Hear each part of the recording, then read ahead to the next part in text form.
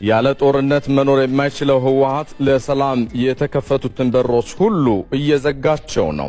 በዛሬ መረጃችን የህወሓት ቡድን በንጹሃን የአፋር አርብቶ አደሮች ላይ የከባድ መሳሪያ ተኩስ በመክፈት የፕሪቶሪያ ስምምነትን በግልጽ አፍርሷል። በትናንትናው ምሽት የአፋር ብሔራዊ ክልላዊ መንግስትም መግለጫ አውጥቷል። የተመለከትነው ጉዳይ ነው። ምንድነው የተፈጠረው?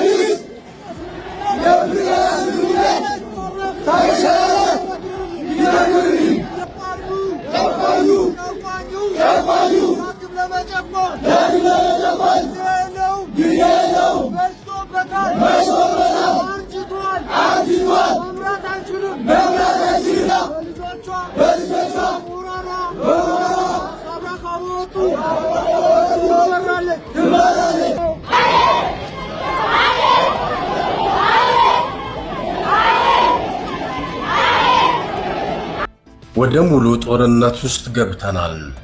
ህዝቡም ህወሓት ከተቆጣጠራቸው ቦታዎች እየሸሸ ነው። ጤና ይስጥልን እንደምንላችኋል። ጥቅምት 27 2018 ላይ እንገኛለን። ያገርጣሰው በአፋር ክልል መሽገው የሚንቀሳቀሱት የነፃ መሬት ታጣቂዎች ከትላንት በስቲያ ባወጡት መግለጫ ከህወሓት በኩል ጥቃት እንደተከፈተባቸው ገልጸው ወደ ሙሉ ጦርነት መግባታቸውን ይፋ አድርገው ነበር። ከትላንት አንስቶ ውጊያ በርትቷል። የህወሓት ታጣቂዎች ትላንት ጥቅምት 26 2018 ዓ.ም የተቆጣጠሯቸውና መጋሊ በምትባል ከተማ ስር የሚገኙ 6 መንደሮች ወራም፣ ኩሰበራም፣ ዶያም፣ ገዳበላም፣ ካርማአጋም፣ ሚልኪ እንደሚባሉ ለማወቅ ተችሏል። ቶንሳ በተባለ ሌላ አካባቢ በከባድ መሳሪያ የታገዘ ውጊያ ሲደረግ ማምሸቱ ነው የተነገረው። ዛሬ የአፋር የጸጥታ ኃይሎች መንደሮቹን ከወረሩት የህወሓት ታጣቂዎች ጋር ተኩስ ሊገጥሙ ይችላሉ በሚል ስጋት በርካታ ነዋሪዎች አዳሩን መሸሻቸውን ገልጠዋል። ያለ ጦርነት መኖር የማይችለው ህወሓት ለሰላም የተከፈቱትን በሮች ሁሉ እየዘጋቸው። አሁን የደረሰን ሰበር ዜና አለ። ከኢፌድሪ የመንግስት ኮሚኒኬሽን የተሰጠ መግለጫ ሰላማዊ መንገድ እንዳይዘጋ ዓለም አቀፉ ማህበረሰብ ህወሓት ወደ ሰላማዊ መንገድ ሊያመጣው ይገባል። ያለ ጦርነት መኖር የማይችለው ህወሓት ለሰላም የተከፈቱትን በሮች ሁሉ እየዘጋቸው ነው። የመከላከያ ኃይላችን ይዞ በቆየባቸው ቦታዎች ላይ አሁንም ጥቃት እየፈጸመ ይገኛል። የመከላከያ ኃይላችን የመንግስትን የሰላም አማራጭ በመያዝ በጥንቃቄ በመከላከል ላይም ይገኛል። እስካሁን የኢትዮጵያ መንግስት ለሰላም ያደረጋቸው ጥረቶችና የከፈላቸው ዋጋዎች ይታወቃሉ። መንግስት በሰሜን የሀገሪቱ ክፍል የተፈጠረውን ችግር በሰላማዊ መንገድ ለመፍታት ውሳኔ ማሳለፉ ይታወቃል። በዚህ ውሳኔው መሰረት ታዲያ የተናጠል የተኩስ አቁም አድርጓል። ለእርዳታ የሚገቡ መኪኖችና ለእርዳታ የሚገቡ ቁሳቁሶች ላልተገባ ተግባር መዋላቸውን እያወቀ እንኳን ለህዝቡ ሲባል ወደ ትግራይ ክልል ሰብአዊ እርዳታ ያለ ችግር እንዲገባ ሁሉንም ነገር አመቻችቷል። ሰበር ዜና የህወሓት ኃይሎች ከአፋር አብዛኛው ቀበሌዎች ለቀው ወጡ። ጥቃቱ የቀጠናው ጂኦፖለቲካዊ ሴራ ነው ሲሉ አንድ ከፍተኛ የጦር መኮንን ለዛሀበሻ ገልጸዋል። ዝርዝሩን በአጭሩ ላቀርብላችሁ። ሰፋ ያለ ዘገባ ለምትፈልጉ ደግሞ በዕለቱ የዛሀበሻ ዜና ላይ ይዘንላችኋል። ለዛ ተመልከቱ። የህወሓት ኃይሎች ትላንት በአፋር ክልል ድንበር ጥሰው በመግባት የተወሰኑ ቦታዎችን ተቋጥረው የነበረ ቢሆንም ዛሬ ከጠዋት ጀምሮ ከአብዛኛው ቀበሌዎች ለቀው መውጣታቸውም ታውቋል። አንድ ስማቸው እንዳይጠቀስ የፈለጉ ከፍተኛ የኢትዮጵያ መከላከያ ሰራዊት የጦር መኮንን ለዛሀበሻ በሰጡት ሰፊ ትንታኔ ይህ የህወሓት ድርጊት በውጫዊ መልኩ በአፋር በረሃዎች ውስጥ የመሸገውን ሌላ ተቀናቃኝ የትግራይ ታጣቂ ቡድንን ለመምታት በሚል ሽፋን የተፈጸመ ቢሆንም ከበስተጀርባው ግን እጅግ ሰፊ የሆኑ ጂኦፖለቲካዊ ስሌት እንዳለው አስረድተዋል። የመከላከያው ግምገማ እንደሚያሳየው ይህ ጥቃት ህወሓት በፕሪቶሪያው ስምምነት መሰረት ትጥቅ ፈትቻለሁ ካለ በኋላ የታጠቀውን ከባድ መሳሪያ የሞከረበት ከመሆኑም በላይ ዋነኛ ዓላማው የኢትዮጵያ መከላከያ ሰራዊትን ምላሽና ዝግጁነት የመለካት ሙከራ ነበር ብለዋል ከፍተኛ መኮንኑ። የጦር አመራሩ ክስተቱን ስተነትኖ ይህ ጥቃት ሌላ የአለመረጋጋት ክስተት ብቻ ሳይሆን ሰሜን ምስራቅ አፍሪካን የሚያቋርጥ የግጭት ኮሪደር ወይም ኮንፍሊክት ኮሪደር መስፋፋትን ያሳያል ብለዋል። የሚታየው ክስተት በአንድ ሰንሰለት የሚመራ ሳይሆን በተለያዩ ኃይሎች ፍላጎት የተቀሰቀሱ ግጭቶች የሚፈጥሩት ውስብስብ ድር ነው ሲሉም ወቅታውን ሁኔታ ገልጸውታል።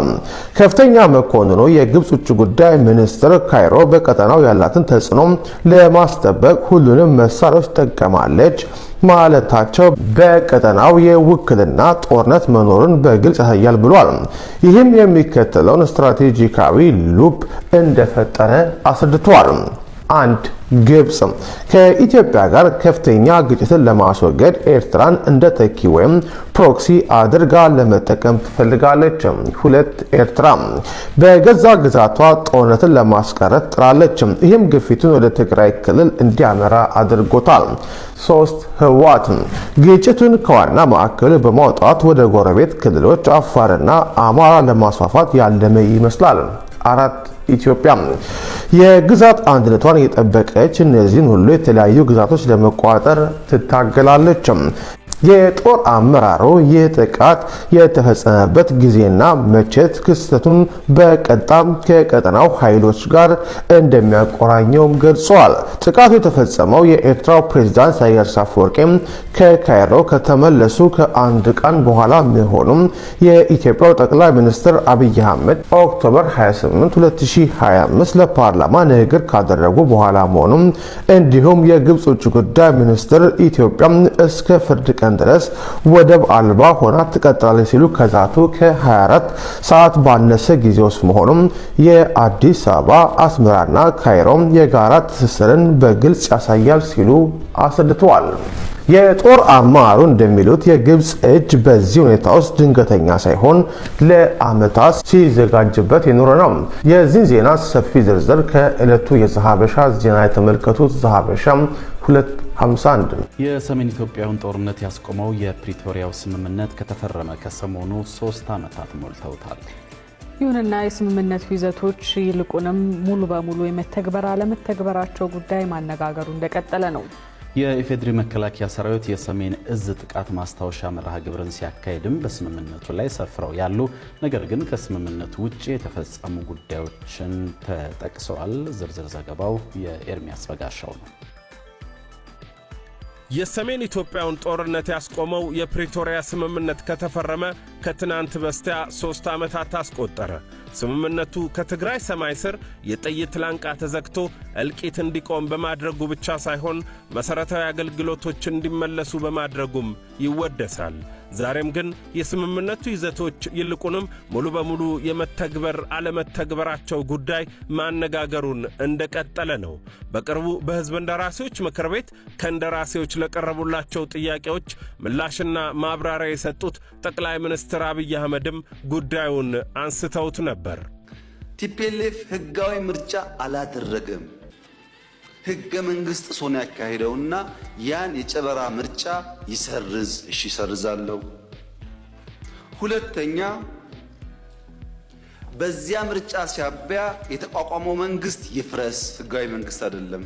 ምክር ቤቱ ይበተን። ሕጋዊ ምክር ቤት አይደለም። የታጠቀስ በዲዲአር ይፈታል ትጥቅም እንጂ መሳሪያ መደበቅ አልተስማማንም። ማሰልጠን ማስመረቅ አልተስማማንም። ስምምነቱ የታጠቀው ያስረክባል።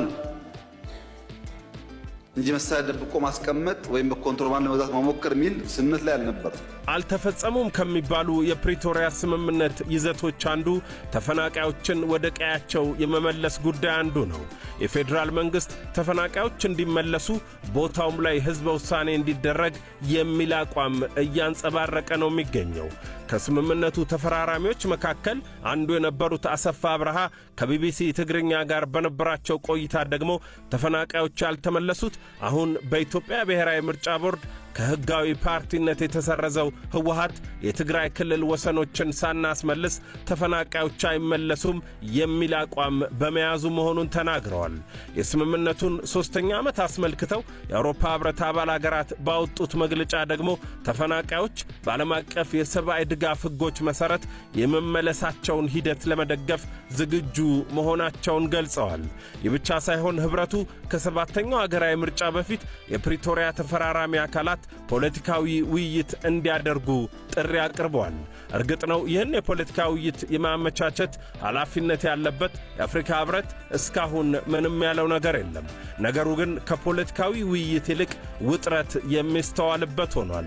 የኢፌዴሪ መከላከያ ሰራዊት ጠቅላይ ኤታማዦር ሹም ፊልድ ማርሻል ብርሃኑ ጁላ በሰሜን ዕዝ ጥቃት ማስታወሻ መርሃ ግብር ላይ ባደረጉት ንግግር ጥቂት አባላት ያሉት የህወሓት ቡድን ዘር ማጥፋት ፈጽሟል ካለው ሻዕቢያ ጋር እያበረ ስለመሆኑ ተናግረዋል። ጆኖሳይድ ፈጸመብኝ ስትል ከርመ እንደገና ሻዕቢያ ወዳጃችን ነው፣ አላያንሳችን ነው፣ ከኛ ጋር ይቁም፣ አብረን እንሰራለን፣ ኢትዮጵያን እንከዳለን፣ ኢትዮጵያን አብረን እናዳክማለን የሚል ነገር እየተካሄደ ነው።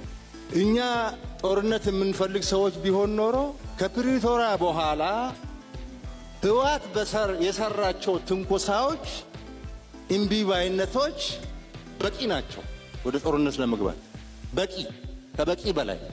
ኤታማዦር ሹም ፊልድ ማርሻል ብርሃኑ አክለውም ይኸው ቡድን ተፈናቃዮችን መያዣ በማድረጉ ሰራዊት በማሰልጠኑ በትጥቅ ማስፈታትና መልሶ ማቋቋም ካምፕ ውስጥ የገቡን የቀድሞ ሰራዊት አባላት በመመለስና መሳሪያና ዕቅድ ሰጥቶ ከፋኖ ጋር አብሮ በመስራት ከሰውታል። ይሄ ሁሉ ግን እያየን ነው ወደ ጦርነት ያልገባነው ዳግም። ያሁኑ እየሰሩ ያሉት ነገር ጉዳት አለው፣ ግን ጦርነት ሲመጣ ደግሞ የበለጠ ጉዳት ያመጣል። ምንም ብንታገስ ከተጠቃን እንደ ዳግማዊ ሰሜን ዕዝ ከሆነ መከላከላችን አይቀርም። ጦርነት እኛ ብቻ ማስቀረት አንችልም። የአገርም ሆነ የሰራዊቱ ጥያቄ ያልተመለሰ በሚል ወደ ገለጹት የብሔራዊ ጥቅም ጥያቄ ማደጉን የገለጹት ኤታማዦር ሹሙ በሰላማችን ላይ እስካልመጣ ድረስ አንቸኩልም፣ ጦርነትም አንቀሰቅስም ሲሉ ተደምጠዋል። ይህንኑ ተመሳሳይ አቋም የጦር ኃይሎች ጠቅላይ አዛዥ ጠቅላይ ሚኒስትር አብይ አህመድም ማንጸባረቃቸው የሚታወስ ነው። እኛ በጀት እስካሁን እንለቃለን፣ ማክሲመም ሰፖርት እናደርጋለን፣ የተበላሸ በአቅም ጠግነናል። የኛ ፍላጎት ትግራይ ክልል ተጨማሪ ውጊያ አያስፈልግም። ዓላማ የለውም። ትግራይ የሚደረግ ውጊያ ዓላማ የለውም። ዓላማ የለው ውጊያ ደግሞ የተሳካ ይሁን ያልተሳካ ማረጋገጫ የለውም። የሆነ ግብ ለማሳካት ካልሆነ በስተቀር ዝም ብሎ ሰው ህይወቱን አይከፍልም። ጥቅም የለውም። ትግራይ የሚደረግ ውጊያ ቲፒኤልኤፍም በሰከነ መንገድ አንደኛ ምርጫ ቦርድን አክብሮ ህገ መንግስት አክብሮ ትክክለኛ ጉባኤ አድርጎ ህጋዊ ፓርቲ መሆን የሚጠበቅበት ምንም ከባድ ነገር እኮ አይደለም። ምርጫ ቦርድ መጋበዝ፣ አሰራሩን መከተል፣ ጉባኤ ማካሄድ፣ ምርጫ መሳተፍ፣ ካሸነፈስ መንግስት መሆን